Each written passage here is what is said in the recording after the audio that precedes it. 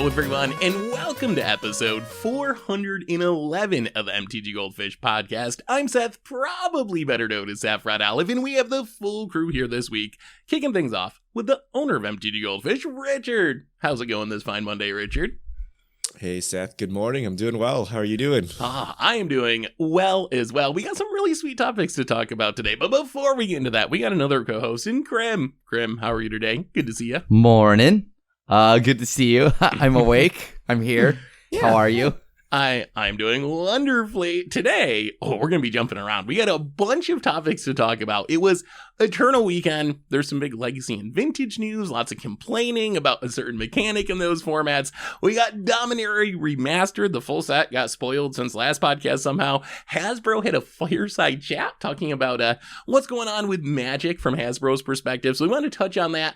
Some arena news, some secret lair news, an Explorer Anthology was also released. We have so much to talk about, which means we should probably jump right into it. But before we do, a reminder that today's show is brought to you by Card Conduit. And Card Conduit, they're the easiest way to sell your Magic cards. If you're tired of all the hassles that go into buy listing your cards, well, Card Conduit lets you skip all the typing, all the time, all the effort, all the work.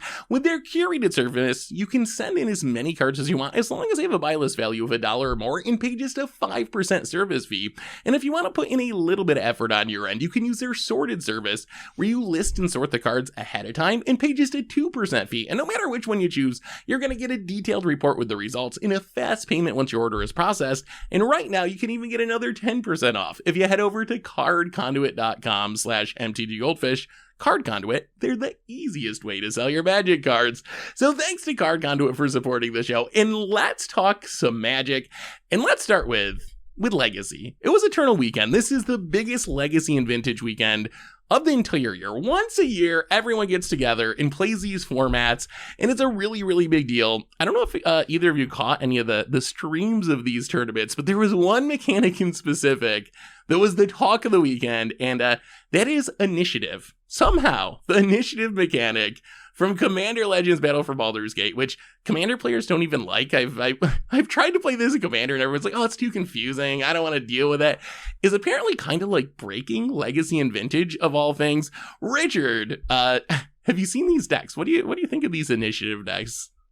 Seth, can you remind me what Initiative does? Oh my god! So no one really knows except for Legacy and Vintage players now. But Initiative is the sort of Monarch, sort of dungeon mechanic. It's like the Monarch, where you play things that give you the initiative, but then rather than just drawing a card like you would with the Monarch, you venture through a specific dungeon every turn called the Undercity, in the same way that you would if you had the Monarch. So at the beginning of your turn, if you have the initiative, you'll venture through it. So there's two cards in specific: a Seasoned Dungeoneer, a 4-mana 3/4 that when you ETB you get the initiative, and then when it attacks, some of your creatures get some protections based on the party tribes, and it also explores. In White Plume Adventure, a 3-mana 3/3 ETB, you get the initiative, and then at the beginning of each opponent's upkeep, untap a creature you control, and if you have completed a dungeon, you untap all the creatures you control. So essentially, and this is absolutely blowing my mind that this is a thing, these are the big initiative cards, but if you look through recent Legacy results,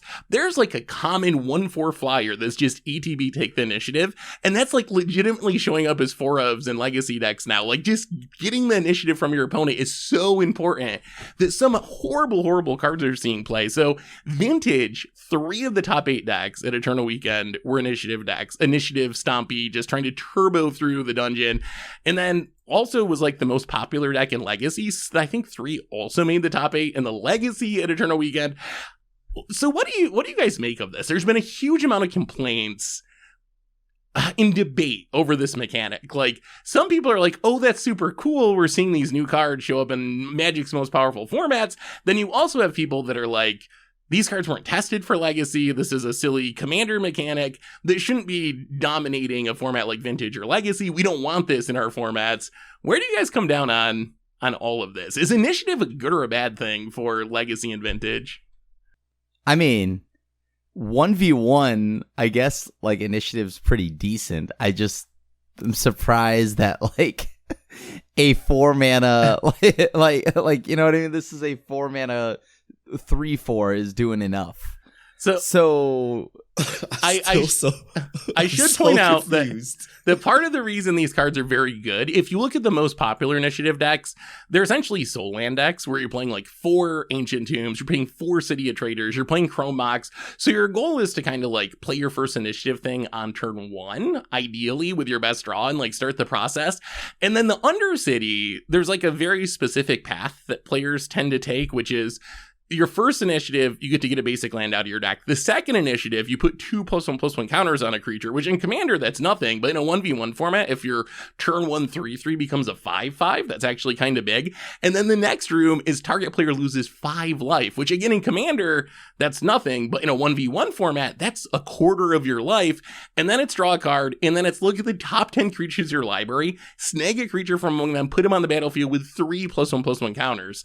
So that's just like the pathway that people are trying to turbo through repeatedly with these initiative cards, and apparently it's like really, really good. Although I think you could argue it's because of the fast mana. Like, anything's broken if you're doing it on turn 1, right? Like, maybe it's not that initiative's broken, maybe it's Chrome Mox and like City of Traders and Mox whatever that are broken, but what do you know? Because you could use that fast mana into anything, right? So look at the deck list to see how this actually works.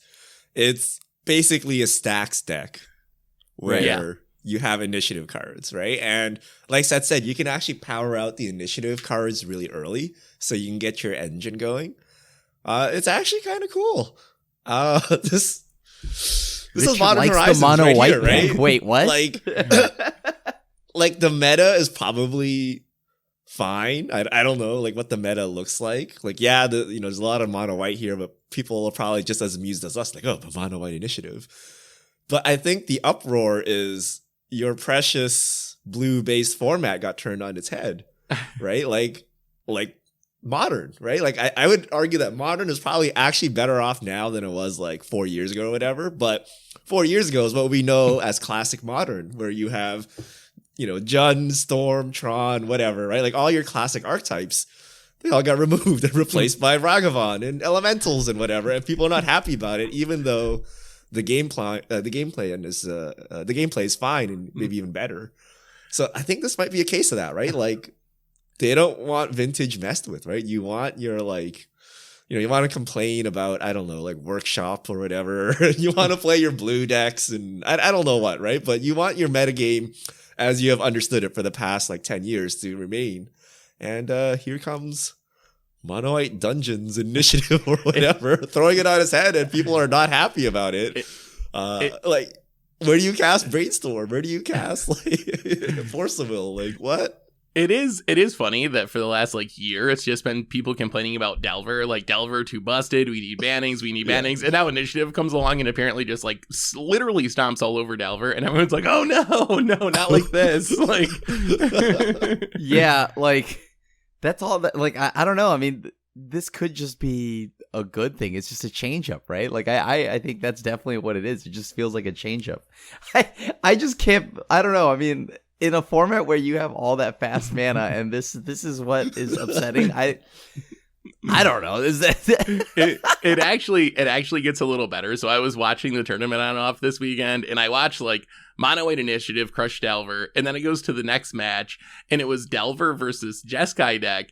And it ended with the Jeskai player like playing Comet, the acorn set dog planeswalker, and he like rolled a 6 and ended up rolling like 6 dice in a row because 6 lets you re-roll 2 times, and the Delver player just like scooped it up to the Comet.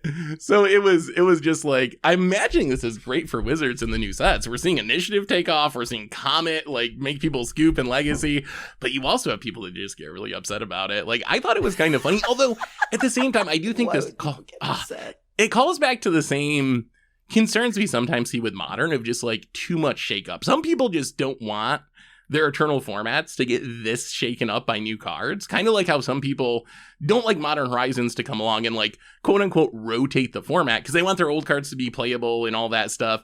I think you see a little bit of that with these cards too, that even though people get tired of playing Delver every time, when you see some new mechanic come in and just like take over a format as old and as powerful as Legacy, people get a little bit, squeamish about it. And like some people just don't really like that aspect of it.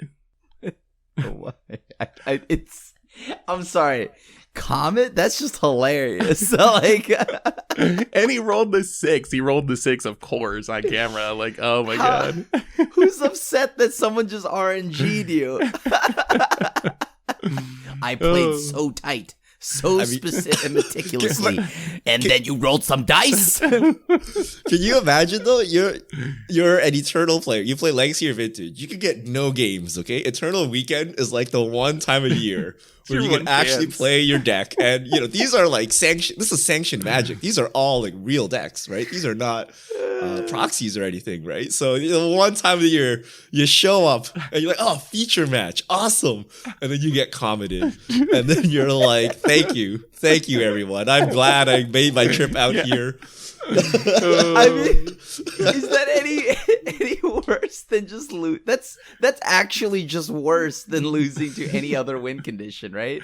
I mean, it's like the Olympics. You wait 4 years, you train your entire life, and you just get RNG'd out the first round. You're like, wow, that was a waste of my life. Thank you. Well, we'll see. We'll see where this actually ends up in Legacy and Vintage. I don't think an initiative deck actually won either of the tournaments. There were many in the top 8, but it ended up being, I think Delver actually won the Legacy event, and I don't remember what won in Vintage, but yeah, so it was definitely interesting, and those cards are super expensive on Moto. If there's one take, I don't know if these cards are good or bad for the Eternal formats, but I do know that costing like $400 for a playset of these 2 cards is probably not ideal on Magic Online, so Moto, if you're listening, like up the rate in the treasure chest or something, because the prices on these cards are kind of ridiculous right now. All right. What do you think about Wizards not testing for older formats?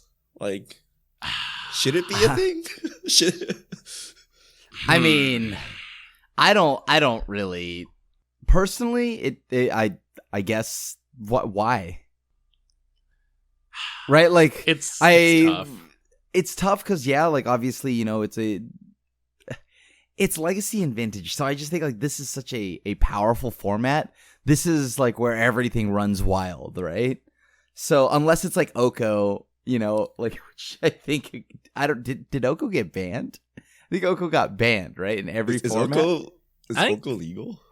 Actually, we've had so many bannings. I actually don't remember. Yeah, I think he is banned, dude. He is banned, right? Yeah, he's banned. No, he's legal in Vintage, banned in Legacy. Okay. Yeah, it was banned in Legacy in 2019, I think. I can't like a believe while this ago. initiative stuff is being played over Oko. Oko is legal in Vintage, and Seasoned Dungeoneer is dunking on people. Okay, well, I mean, I don't think that is that big a deal, right? Because I mean, this is like Magic's All Stars, right? This is where power is legal, like. But should Seasoned Dungeoneer be amongst the Magic All-Stars? This new commander pre-con. Yeah, it is. why not? Look how strong it is, Seth. Like, you read the abilities on the dungeon. It's like crazy. I mean, yeah. I don't think Wizards cares about Legacy or Vintage, honestly. Like, it may be the tiniest amount, but like, I don't think we can expect them to do extensive testing for those formats. I think if you make a whole new mechanic like Initiative, maybe it's worth like running it through a couple games of Legacy and just seeing how it feels and seeing how the numbers on the dungeons look or whatever. I know another complaint's just like you can't interact with the dungeon. Like once it starts, it just keeps going. So it's another one of those mechanics where there's no kind of like energy counters or whatever. There's no interaction. There's no like, oh, can I stop this now once it starts rolling? So that was one of the other complaints. I don't know. Maybe you should be able to destroy a dungeon or something. But yeah, I don't think Wizards should have to extensively test for those formats. I don't think they would even if we wanted them to, honestly. Yeah, I do think this is the normal going forward, right? Like, so Wizards is continually power creeping creatures. Creatures have so much value, and especially the higher end creatures designed for Commander. Like, they come with so much value now. And then you combine that with basically fast mana and the most efficient spells possible via Legacy and Vintage. This will just keep happening. So next year, there'll be another broken creature, which people will power out, and you're like, what? So I think this will keep happening, right? We get stronger and stronger creatures. Like, who's going to play Tarmogoyf for? I don't know what the last, like, old creature played in Vintage or Legacy is. Like, you don't play those anymore, right? You play whatever WotC printed in 2022 as your creature, and then you back it up with your your broken spells from the past and your fast mana. So I think this is the norm. So I mean, someone will probably overtake dungeons or initiative, but it'll probably be another new mechanic from a commander set you don't like. So you're gonna have to deal with it. I mean, really, the play pattern is not that much different than like Modern Horizons Modern. Like the new creatures come in from Modern Horizons and they're really good, and your old creatures don't see much play. So I think you're right that that's just like how this era of Magic design is, and there's probably not much fighting in at this point. And even if you could, what does it matter? Like, let's say you could stop Wizards from printing these creatures. You already got initiative in your format. You already got Modern Horizons 2 in your... It's not like those creatures are going to disappear. Like, Wizards making different choices in the future doesn't remove Seasoned Dungeoneer or, like, Ragavan from any of these formats. So I guess you just got to embrace it and roll with the punches and make the best of it. It's probably just jarring because, like, you know, like, it's so rare that this much of a change-up happens in, like a change-up happens at all in, like, these really old formats. So when they happen, it's like, whoa! So I can understand the how jarring it could be for the change up. However, I don't know. Yeah, like Richard had mentioned, there's going to be a lot of nonsense coming down the pipeline. So I'm waiting for Black Lotus into like anime seasoned Dungeoneer or something. Like, you know, like you're gonna get like this weird mashup. You're like Black Lotus into Gandalf or something, right? Like it's gonna happen, right? Like with these new variants, these new universes beyond, whatever. Yeah, we're gonna see it soon enough. Yeah, that is super true. So I guess you just gotta kind of come to grips with it. Like, this is where we're at now. Oh, all right. Anyway, let's move on. We got so many topics to get through today. So that's Legacy and Vintage. That's the initiative. We also got the full Dominaria Remastered spoiler. Since our last podcast, Wizards wasn't planning on doing this spoiler season. I don't think. It kind of came up out of the blue and they did it really quickly, 2 days for the entire set. It is all reprint, so we're not going to go through and talk about individual spoilers, but I am curious, now that we have the whole set, what's your overall perspective on Time Spiral Dominaria Remastered? Is this set worth buying? Is it something you're hyped for? The reprints? What do you think overall of this set? I'm sorry. This... Like, if you like look at just the mythics, it's like, ooh, nice, Urza. Really love that earth holding like RK post art of World Gorger, right? It's really cool. Force of Will. And then you look at the rest of the set. And then I'm like, oh man, this is like kind of bad, right? Like, I don't know. I don't think I'll be buying this set. I'll get the singles. I'm glad it exists because maybe it lowers the cost of some of these singles, but other than that, I'm mostly just buying the singles for any of the things I need from this set. Yeah, I mean, you have the tutor cycle is the expensive Shivan Dragon, Richard. You get old border Shivan Dragon. So you get old border of everything. Yeah. Right? You get some borderless cards. Force of Will's the chase card, and then you have the tutor cycle, so Vampiric Tutor, Enlightened Tutor, Worldly Tutor, Mystical Tutor, etc. And then you have like Urza, Sylvan Library, Sarah Avatar. And they bumped Vampiric Tutor up to Mythic, which is so weird to me. They have the whole cycle at Rare, except for that one, which they bumped up to Mythic for some reason. They have split cards on top of that. And the land cycles, just buddy lands. I know people were like hoping for fetch lands. People were like, oh, this could be a set where they reprint them. And it ended up not a bad cycle. The enemy buddy lands that originally were from Innistrad came back in Dominaria, I think. But they're definitely not a high-end cycle. I think it's one of those sets where it's going to be super high variance. The top end is there. Like the Force of Will's there. The Urzas, the Yawgmoths. There's the Tutor cycle, Sylvan Library. There's a really like high-end chase cards in this set. But oh my god, are there a lot of bulk rares? Like, and a lot of them are like not even exciting bulk rares. Like, I can forgive Wizards for printing Shivan Dragon because that's pretty iconic. Or Royal Assassin. Right. Yeah, it's not expensive, but that's like an iconic card that should be in this set. But like Urza's Blueprints? Like Urza's Blueprints. 6 mana, Echo 6, tap to draw a card. I love drawing cards more than anyone, and I wouldn't play Urza's Blueprints. Like some of the bulk rares are just, I don't understand why they would put them in the set. Seth. Flavor. Denizen of the Deep cards. I mean, they really needed to add like powerhouses like seasoned Dungeoneer to the set Yeah, to really make it sell. Yeah, not enough initiative. Who cares about? Wait, what do you think about about this set? so this is Dominaria Remastered, right? It's supposed to be like a flavorful walk through Dominaria. I guess we're Yeah. not appreciating it. We're just like, give me the high value cards. Well, Like, do you- it's also is selling it- for like $280 a box now or something. Yeah, that's so I think kind of- because it's so expensive, like a master set, I think the value matters at least to some extent. Like the flavor might be fine, but still, if you're gonna ask $280 a box, you gotta feel like you're gonna get your money's worth. Like with, I mean, like the only thing that's sweet is the old borders part, right? Like, but how many of those are in a pack? So the old borders are sweet, and I gotta give a shout out to some of the borderless cards, just because they brought back some pretty iconic old Magic artists that you don't see anymore. There's like No Mercy by Ron Spencer. You have the Tudor cycle. Oh my goodness, looks so spectacular. It's Richard King Ferguson, who hasn't done cards in a while until recently. So they had some really cool twists with like these old artists coming back. So I think that and the old border cards are probably the big selling point for me out of this set. I think old borders are one per pack, but don't quote me on that. I'd have to double check that that's true. But I think it's almost like Times Fire Remastered, where you get one of the old borders every pack for sure. I mean, like the old borders are okay, I guess. Like those, I don't know. I mean, I'm also not huge on old borders because sometimes the lands look like artifacts, and you know, like it's like also like some of the full arts are cool. I don't know if it's something I want for that price tag. That's the main thing. That price tag is a bit much for a bunch of like whatever cards, right? Unless I'm opening Urza every time or something, or Force of Will. I think it's just super high variance. Like you open a bad box, you're going to end up losing a ton. You're going to get $100 in cards or something if you miss out on the high-end cards. But if you get the high-end cards, you could get a really good box as well. So I think it's just like, how much do you like gambling, essentially? Like if you're okay with taking on that risk, I think the EV is probably decent. It's just like super weighted towards these top-end, really expensive cards rather than being more like consistently distributed throughout the set.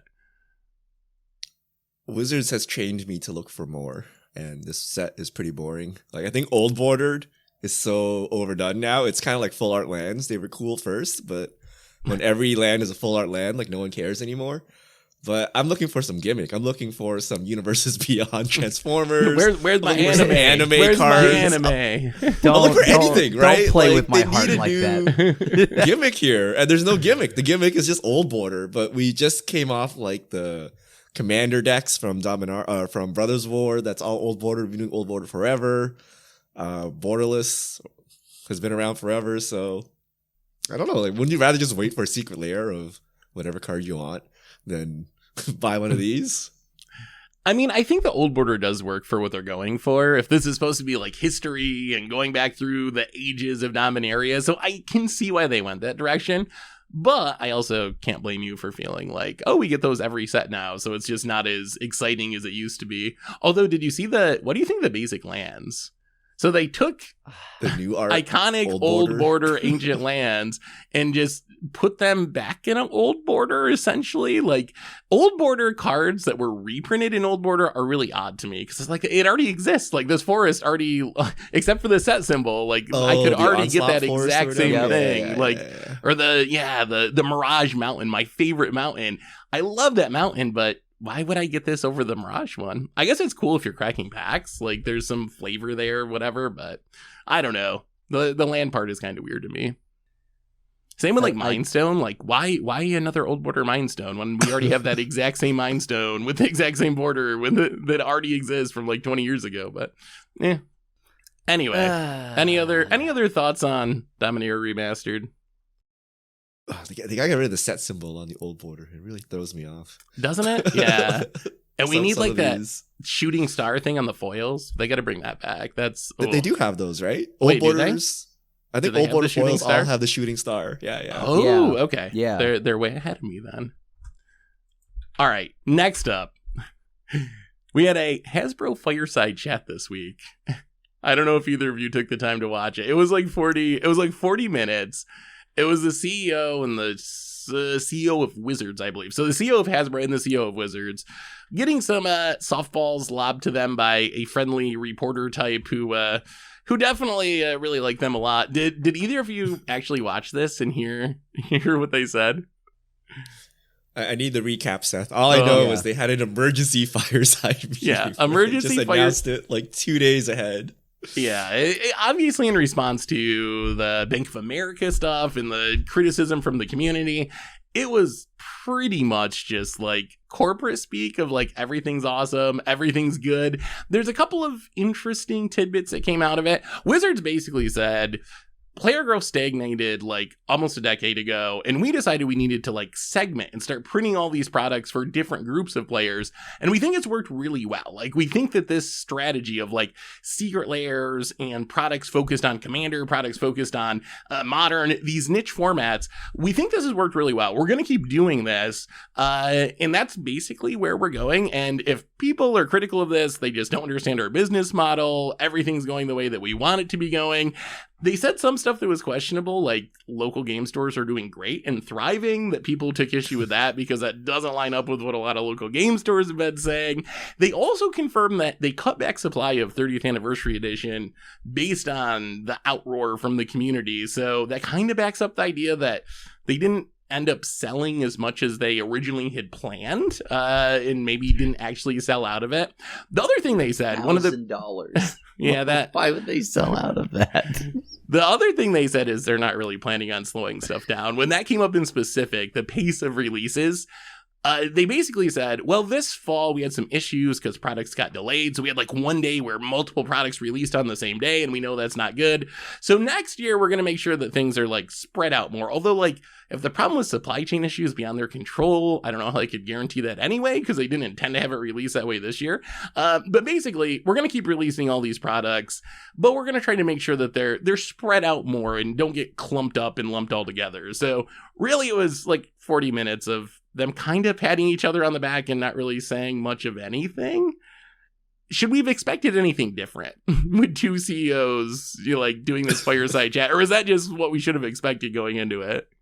Well, they actually dropped something juicy in there. They said player growth stagnated. That is not something companies admit to. That's basically the end of your company, right? So the fact that they openly admitted that and said they have a strategy for it, which is not get more growth, which is extract more money out of our existing user base, is very worrisome, right? Because they need to make more money every year. That's the way public companies work.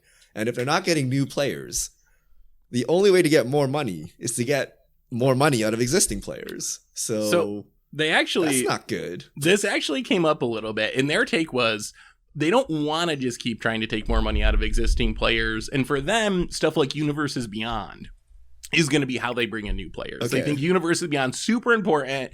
They do these crossovers. That's going to bring in new players, and they'll start getting their money rather than just taking all the existing players' money. So that Whether I or mean, not like, that works, we'll see. But I mean, I see Bear, and also on top of that, I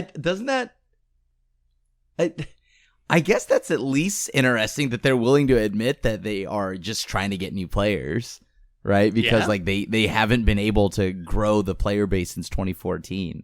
So yeah, that is kind of a juicy detail. And this kind of, again, that hot take that we had, that Universes Beyond might be one of the better things for Magic in recent years. Let's see if that's true, if it helps, if it gets the new players, right? If it does, it's kind of a good thing. So I don't know. I mean, that's pretty cool, at least, that they're willing to admit that. Yeah, but it's got to come with low price. You can't get new players to come in and slap them with $1,000. Yeah, that is right. Like, that's what they see, and they're gonna run away, right? So yes, they come for Gandalf, but they got to stay. They can't just run off after they buy Gandalf. Yeah. There was also a little bit of interesting information on how they view their products, which is they said next year there's 6 what they call tentpole releases, these are the releases that everyone's supposed to care about. That's the 4 standard sets. Lord of the Rings, and I don't know what the 6th one is. They didn't actually name them off one by one. Maybe something is not announced yet. And then all the other products are the products they considered opt-in. Those are the you don't have to care about them. We don't expect you to care about them. So that's kind of their strategy, is like a few main sets that they expect the whole community to care about. And then everything else, like, this product might not be for you. Feel free to opt out of it if you are not interested in it. That makes zero sense. First of all, no one plays standard. So why are the standard sets important to us? Right? Well, they're commander sets now, but we're all commander players, which means every set is theoretically important to us. Yeah. Which that really means is there's going to be a wide range of prices in which you cannot afford these products. Therefore, they don't appeal to you, because what else would it be, right? Like, every set is for all commander players. So why would you not care about it? It has to be more like gated exclusives or something, right? And I think that's something that people miss sometimes when it comes to this product is not for you thing. In a world where Commander is the most popular format, literally everything is for everyone. And that makes it a lot harder to opt out of. I guess the counter argument is like, Commander is a casual format, so if you just skip sets now and then, it's not like you're at a competitive disadvantage like you would be in Standard or something. But still, every set is for Commander players. So it makes it very hard, I think, for players to turn that off. I don't think it's as easy as Wizards maybe thinks it is to just ignore some products if you're a Commander player, which most people are these days. What do you think about all this, Krim? Any thoughts?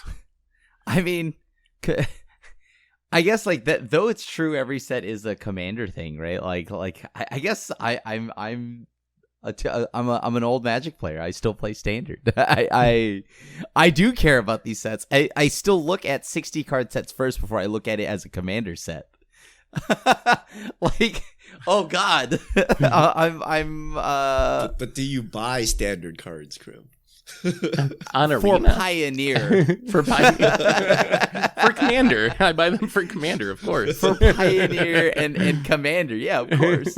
But like, I still get excited for the yearly sets, but I don't know, that's a tough spot to be in, right? Like, I personally, if every set is a Commander set, right, that's overwhelming. I mean, even like I don't know, I think that it is overwhelming. There's a lot of stuff coming out right now, but I guess if I'm playing Commander, I usually just can tune in whenever I want, right? Because it's not like I need these brand new cards right now, right away, because, you know, I have to go to GP Commander, you know, like tournament mode, right? Like, I can just play this whenever, and in Commander, I can proxy whatever. So I don't really feel the need to care. And if there is something that comes up, like, maybe the reason why I'm able to opt out and tune out is because, like, well, I could just proxy anything that comes out that I don't have or whatever. So I don't know. Like, I guess it just doesn't matter if there's too much. Like, if there's too much, I've been able to tune stuff out.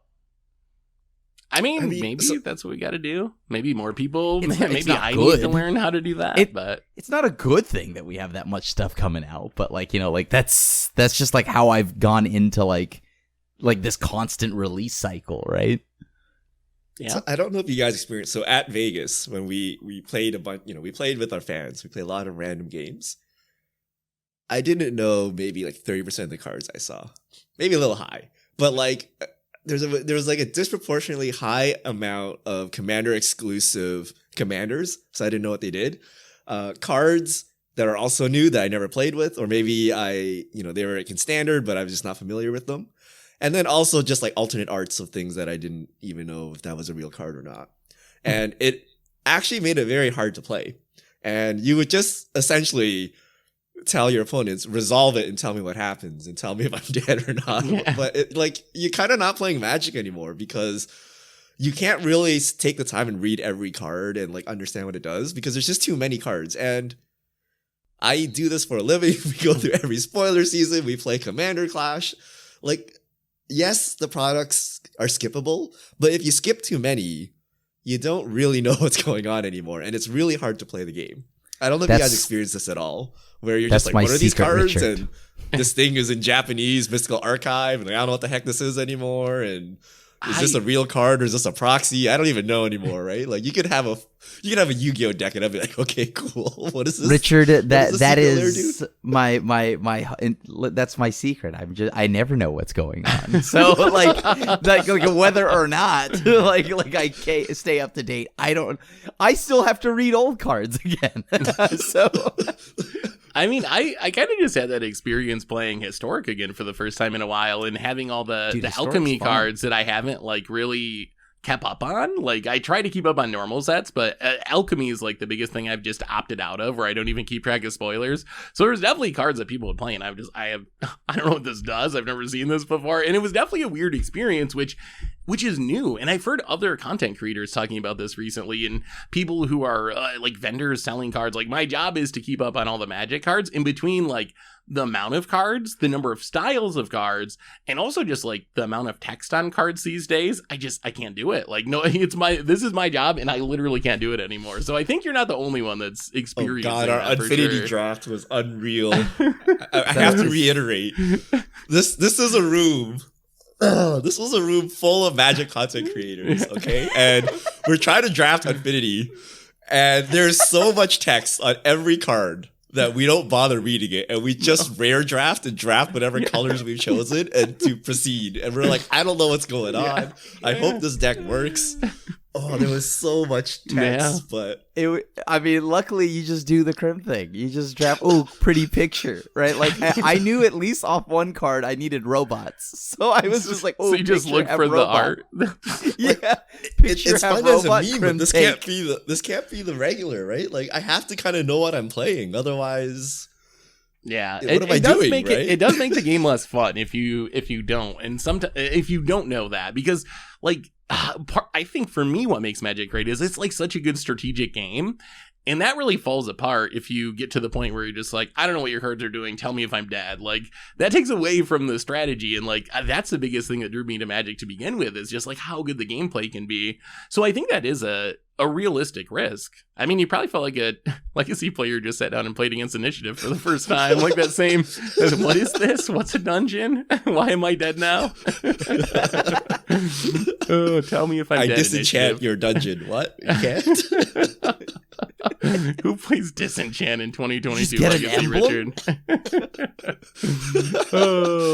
Well, I think that is the risk of too many cards, I think. So I hope Wizards realizes that we actually like playing our game, and when everything gets turned upside down and you don't know what half the cards are, you're basically perpetually a beginner, and you're just running around confused, hoping to graduate one day. But since the flow of new products is so high, you're just never not a beginner, which I think you're always a student of the game, Richard. That's just I don't want to learn anything, okay? I just want to smash faces and move on.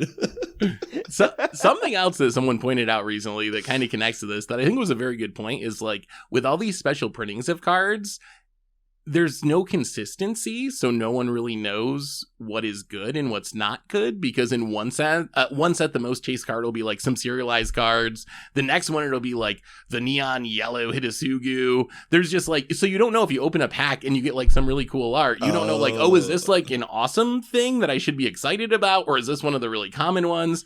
So I think even that, just so many different versions without consistency, creates a different kind of this overwhelming aspect where people just like don't know what they should be excited for. Is this good? I've had that happen where I crack a pack and see some like showcase and I'm like, oh sweet, this has got to be valuable, and I look it up and it's like worth less than the normal printing. I'm like, oh, I guess this wasn't one of the good ones. WotC should print the TCG mid on the card. Yeah, their target price for the card. Print the price. Yeah, MSR. They'll bring back like, MSRP. we believe this card is worth this much. It's a Ragavan. We upshifted it to Mega Mythic. Here you go. But they don't acknowledge the second market. All right, let's move on to some arena news. We got a couple of arena topics to hit up. If you got 40 minutes that you want to waste, check out the Fireside Chat. I think it's on the YouTube now if you want to actually look it up and hear everything firsthand. In the world of arena, we got two big pieces of news. One little one, Wizards this week announced they were getting rid of flag sleeves, essentially, the flags that represent specific countries. I don't have strong feelings about this. I'm just curious. They didn't really explain why. They said, we feel that it has impacted some players' ability to enjoy the game, so we're getting rid of them, essentially. Any thoughts on why flag sleeves were impacting players' ability to enjoy the game? I didn't know those were impacting the game, to be honest with you. Right? How, though? All I can think is it's like, geopolitical stuff, like the whole Russia-Ukraine situation. But you can't chat. So like, how can you? I can see like if you could chat and like someone had a certain flag or something, then you would start saying like bigoted things or whatever. Right. But you can't chat. So someone has a flag. I'm like, okay, but like, how can they use it to offend you, or what can they do exactly? So that's the constant. I guess they start good game emotes. Yeah, good game. Emoting, but that's just emoting. Like, I love that.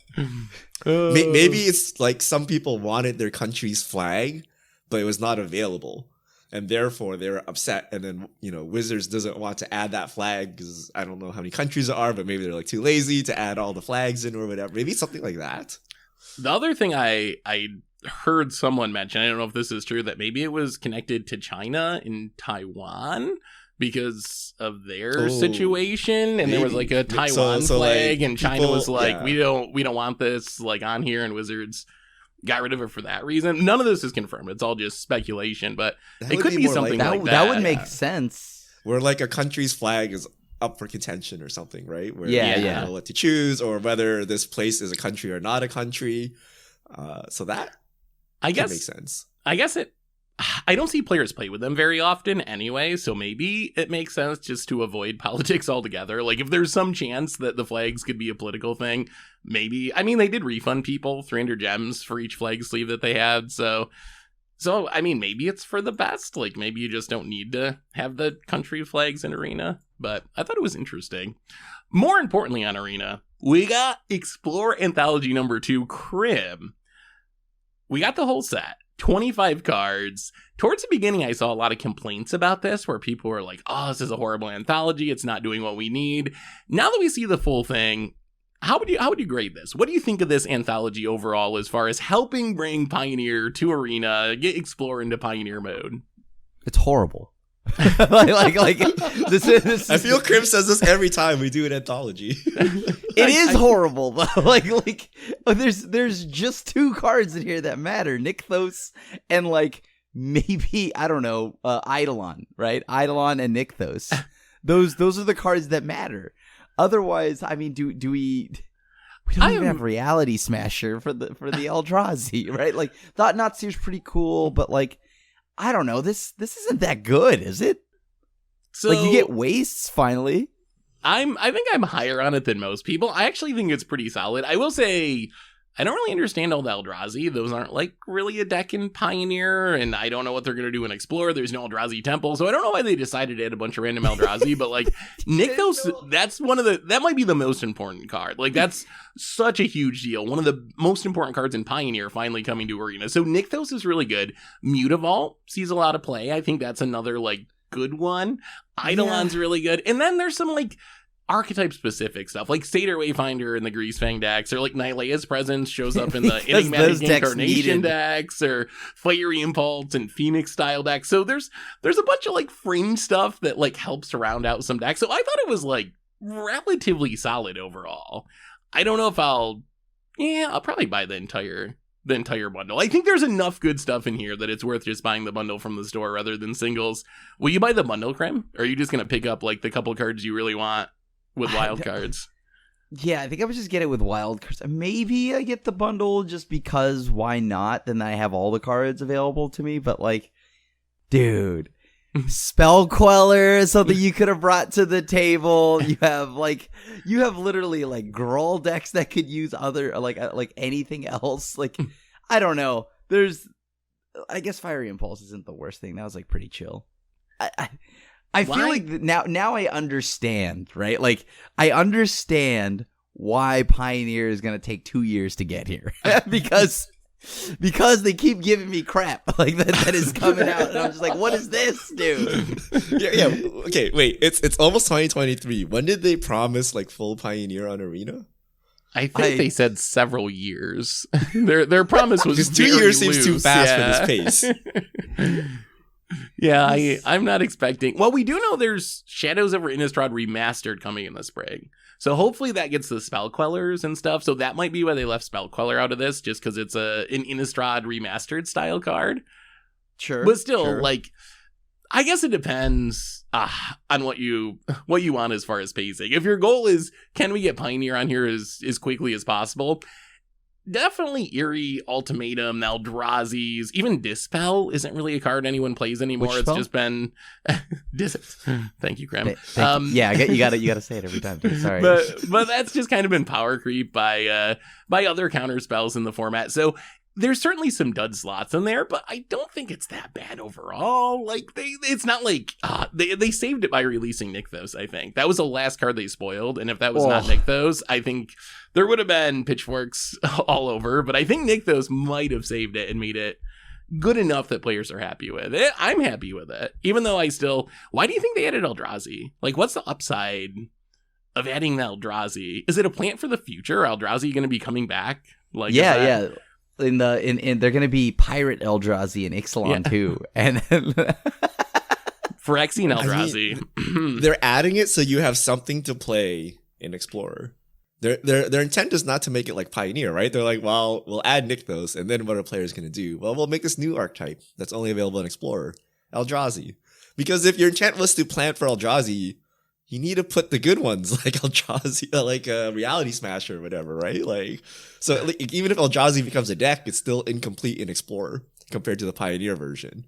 Yeah. So they're just filling out archetypes that they hope you will play in Explorer while you wait the 4 years or whatever it takes to get Pioneer. Well, essentially, right? Yeah. I guess on the brighter side of things, as cards keep getting released, in Magic sets in current day and year, we may not need the cards from the older sets. So there is an upside. Maybe I am grading this too harsh, because if you look at the most played cards, maybe Rending Volley is the only thing missing from all of that, and Nykthos. And I think Nykthos should be banned. So like them releasing Nykthos into Arena also tells me I'm not getting that banning for a while. I'm actually you just need Phyrexia all as one to power creep the format, and then all the staples will be in that set, and then you don't need these old cards. They really just should have printed Initiative into Pioneer, and then we wouldn't have to deal with any of this. We would be all set. We would know what the best thing going is. I will also say I saw people complaining about like Sliver Hive Lord and Kozilek, but I think you got to remember too, Wizards also wants to support Historic Brawl in these sets. So if they throw in like a Sliver Hive Lord as a new Historic Brawl commander, I'm kind of okay with that. Like, it's absolutely useless in Explorer. No one's going to play Sliver Hive Lord Slivers in Explorer, not in a million years. But that's kind of fine, right? Like, it's okay to support these other formats. Seth, have you not seen Coco Slivers? But you don't even play Sliver Hive Lord, do you? You're not Cocoing into the Hive Lord. Oh, you also need to remember Wizards doesn't want you playing Explorer. That's If Explorer was really good, no one would play Standard, and then you have a problem. So all these formats just, need to give you the illusion of choice, but they really want you to play Standard and Draft.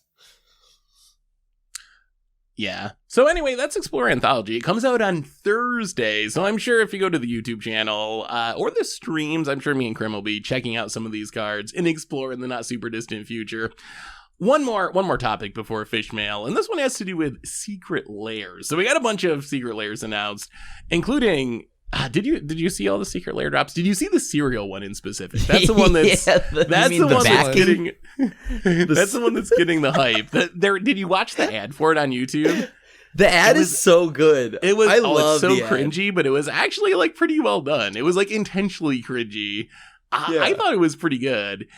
I don't agree with the advice that you should be adding milk to your cereal, so I on principle, I kind of stand against that part of it, but otherwise...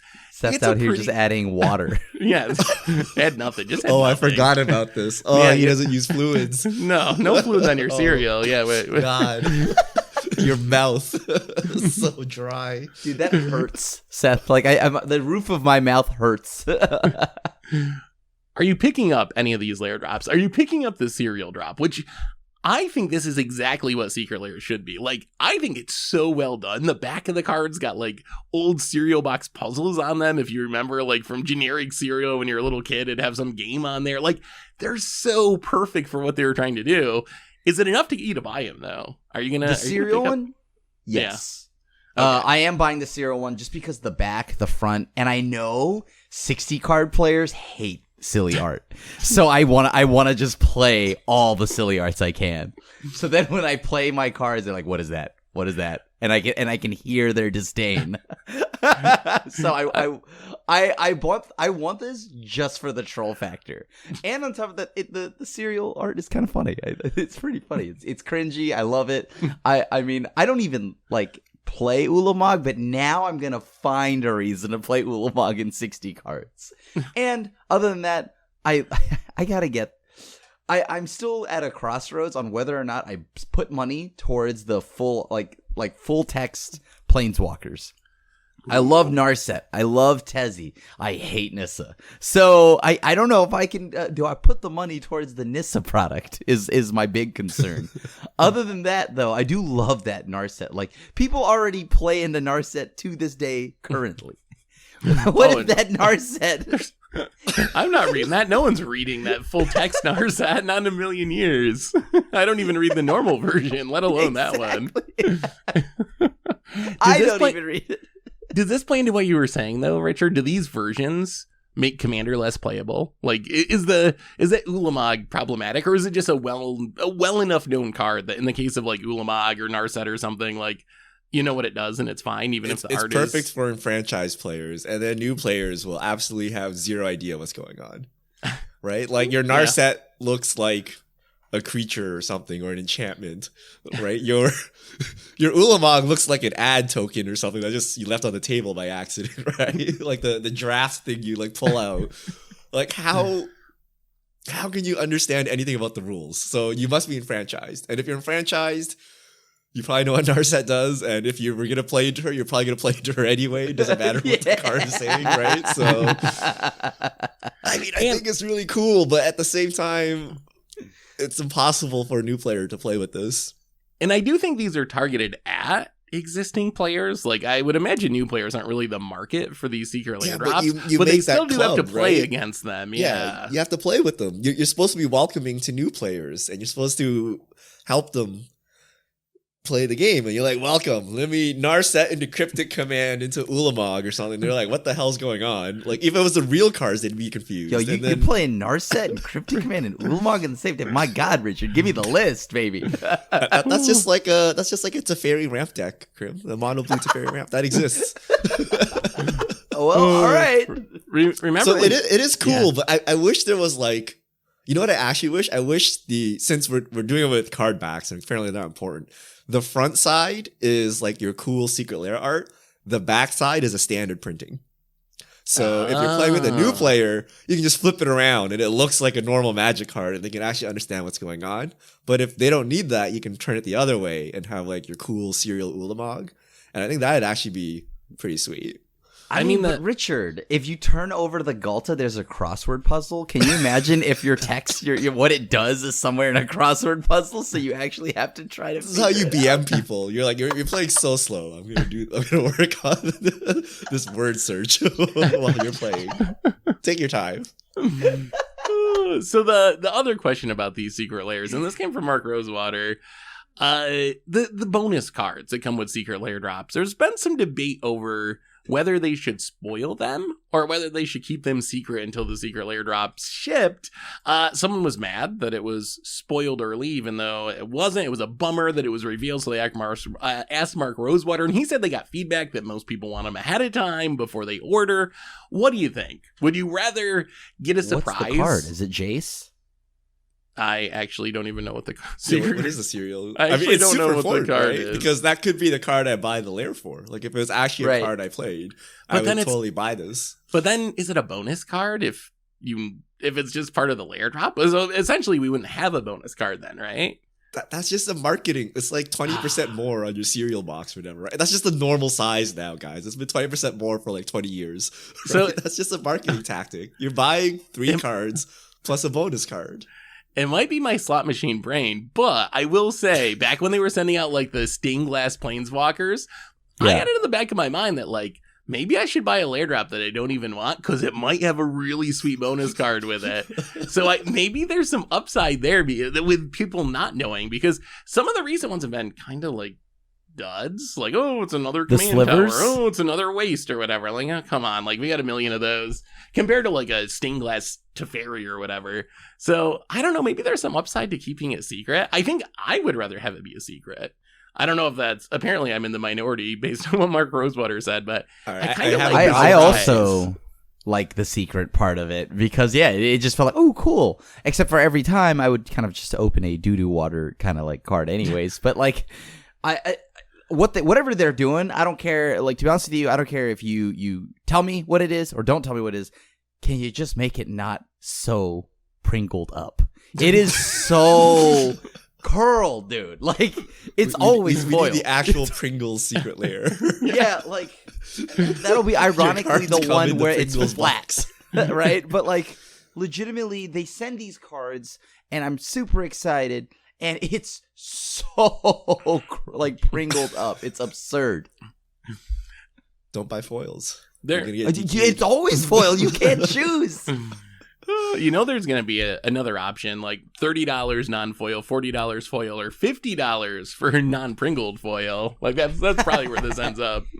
I mean, like is there the December Superdrop? Like, I don't know if you also know this, but if you spend $200 on the December Superdrop, you receive a DJing Scarab God, and I want that art so bad. I was going to ask you, that was the last thing I wanted to ask you guys about. So this layer drop, Krim just mentioned it, $200 you get a DJing Scarab God. However, the downside is there's no real discount bundle. It's like literally $1 if you buy all of them at once. Usually there's a pretty big discount if you buy all the bundles as one thing. This time there's no discount essentially. So the discount is the Scarab God. Like they're looking at that as your discount.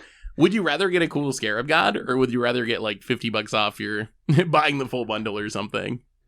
I just want you to look at the Secret Lair website. It has $269.91 with a slash through it, and then it's $268.99. Yeah, it's like a 90-cent discount or something. It's like the Black Friday deals where they just cross it out and they put it up as the original. The same number, yeah.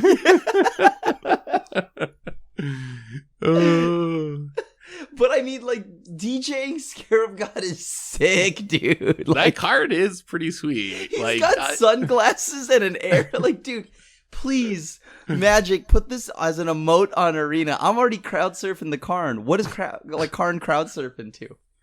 What is he crowd surfing to? He needs the Scarab God tunes, yeah. I don't know if I would spend. So what do you think that makes this Scarab God cost? Like, if I were to buy it tomorrow from TCG Player, would it be like $250, or would it just be an additional like $50 or something like that? So Scarab God's what, like $30-ish right now for the cheapest printing? Yeah. I bet it's like $60 or something. I bet it's like expensive, but I don't think it's gonna. Hopefully, it's not $200. I guess it depends on how many people actually spend $200. Maybe they're gonna be really scarce. I don't know how people interact with secret layers. Like, do a lot of people just like, oh, I'm gonna snag the cereal one because that's cool, and none of those people are gonna get Scarab God. So if not many people actually buy big bundles of them, maybe there's not that many in existence, and that'll make it more expensive. But I would guess it's expensive, but not absurdly expensive. Right, because like the concern here is like, okay, if this Scarab, because I really want the Scarab God, but I don't want the rest of this drop. I only want the cereal and the Planeswalker one. Unfortunately, as hyped as I was for the Transformers stuff, the cards that they're on aren't that great. And like they're kind of like I like the Fabricate with Megatron and the Dramatic Reversal, and that's about it. So there's not enough here to make me want to spend $200+ I would rather just buy the Scarab God. But like the best part is where the is. It says DJ, and I need DJ Scarab God, dude. Like I don't know if you understand. This is not a want. This is a need. Like, so there's one copy for sale on eBay right now. It's $100 buy it now. So that's the current price that I can see is $100 for DJ Scarab God. Thank you. If you called it the Scarab God, that'd be incorrect. This is DJ Scarab God. Now, what? So then if you think about that, if it's $30, I think it'll be okay. I think it's kind of ugly. What?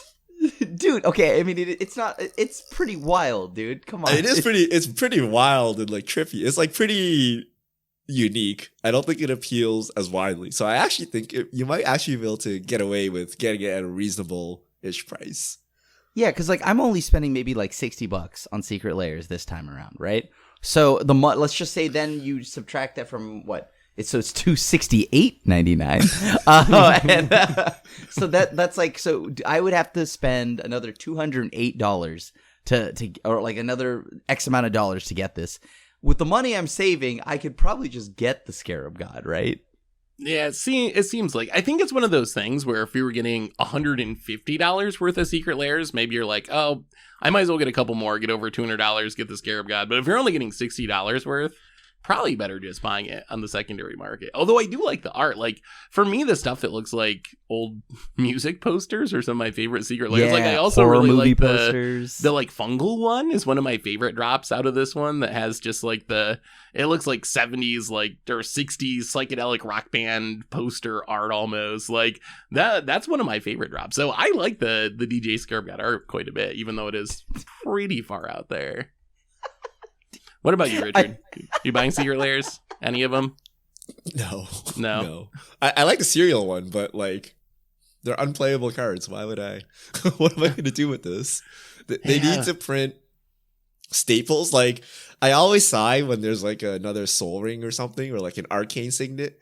But you can play that in every deck. So maybe I actually like those as Secret Lairs as opposed to this Ulamog, which I'll buy and then never play ever again. Like, what am I getting? Like, Galta, I guess I could play as my commander, so it's in the command zone. A tally is fine in red decks. It's not that bad. Yeah, not a fan. I mean, it's okay, but I'd rather just buy these and put them in my binder. Yeah, just to have them. But there's too many of them now, right? Like, I can't keep buying every Secret Lair I like, because I know there's going to be another one next week of, like, some artist I like or whatever. So now I just appreciate it. Take a right-click, save it on my my pictures folder. Take a look at it when I want. Call it a day. Hope I play with Crim so I can see all the blinged out cards in real life, and then that's it. Blinged out cards? No, dude. All I want is DJ Scarab. Who can afford to drop $250 every time they do a Secret Lair thing, right? It's happening like every week now. I can't keep up. Did you just say you have a collection of pictures of Magic cards, and that's like your collection? You don't remember back in the 90s or whatever? Like you would preciously save pictures on your computer and have a pictures folder. Yeah. Because data was so precious, and you would just open it and look at it. Just that's look at where we're at with Magic the Gathering cards. I can't afford all the promos. I just look at MTG previews. Be like, yes, remember that Ulamog. Well, on that note, I think that brings us to the end of today's podcast. No fish mail today, but there's good news on the fish mail front. We're going to be doing a full-on fish mailbag podcast in the next couple of weeks. There's a post up in the YouTube, in the community tab. There's also one on my Twitter. Also, we'll probably tweet it from the Goldfish account at some point. So if you have questions, get them in, because we're going to dedicate a full cast to your fish mail questions over the holiday season.